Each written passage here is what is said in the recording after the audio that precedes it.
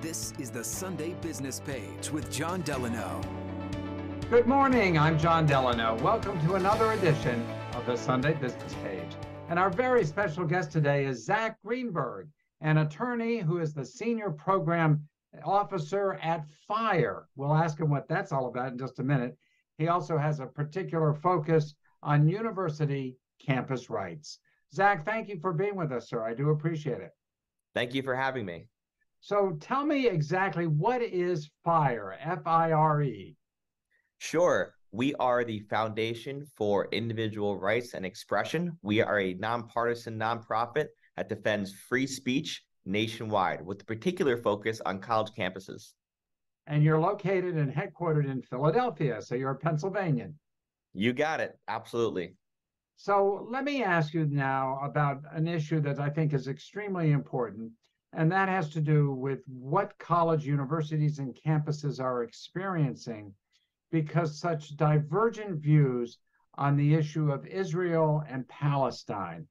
We've seen both protests and objections to universities officially and student action on the campus.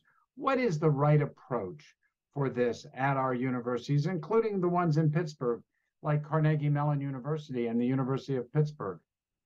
We advocate for universities to take a neutral stance on this issue and all political issues, which will allow their students and their professors the freedom to protest on either side of this really contentious debate that's happening right now on college campuses. When you say neutral, and I know that there's this view of neutrality, what exactly do we mean when we say we want a university officially to be neutral on controversial issues? Universities come under tremendous pressure to make institutional statements on these issues, both for and against Israel, Palestine, many other issues as well. And this institutional stance can have a chilling effect on students and professors who may disagree with what their university leadership is proposing.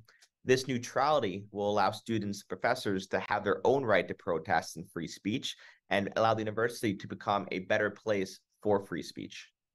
Do we have examples of universities that have adopted this principle of neutrality in the U.S.? We have the University of Chicago. They are the founders of this principle, the idea that universities should be the house and the sponsor of the critic, not the critic itself. And we're encouraging other universities nationwide to adopt this principle as well to better protect free speech on college campuses. As you know, at some campuses, some universities, student groups try to shut down speech that they don't like. And they may try to shut down fellow students who have a different point of view. What's FIRE's position on that happening? FIRE's position is that students should uphold their fellow students' right to free speech. They're all in this together. The right to free speech protects all of us equally. The right to hear things we may not want to hear and to express views others may think are offensive. And so we urge students to uphold and protect other students' free speech rights. I want to be clear with you. You have the right to offend someone. That's a First Amendment right. You Absolutely. don't have the right to harm someone.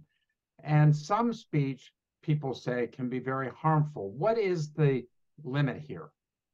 We understand that speech can be hateful, offensive, and harmful, but we believe the answer to this speech is always more speech, more education, more debate, discussion, not censorship or violence. So as long as it doesn't lead to violence or encourage violence, you're saying speech, no matter how horrific, is okay? As long as the speech does not become harassment or a true threat or fall into an unprotected category of speech, even if it may be offensive or hateful, it remains protected under the freedom of speech, and we urge students and universities to uphold that value. A final question to Zach Greenberg with FIRE. Are we seeing examples in Pennsylvania where free speech is being shut down, either in this debate or others? Many of these schools in Pennsylvania have been pretty good for free speech. We're seeing them protect the protesters on both the Israeli and the Palestinian side of this debate, which is a good sign. We urge them to continue to protect the right to protest. And if students do feel that their rights are violated at a university, they should contact FIRE. We will help you out. Well, Zach Greenberg with FIRE, thank you so much for sharing your views with us today. We really appreciate it. Thank you again. Thank you, John. Thanks for having me. And thank you for watching this edition of the Sunday Business Page. Have a great Sunday, everybody.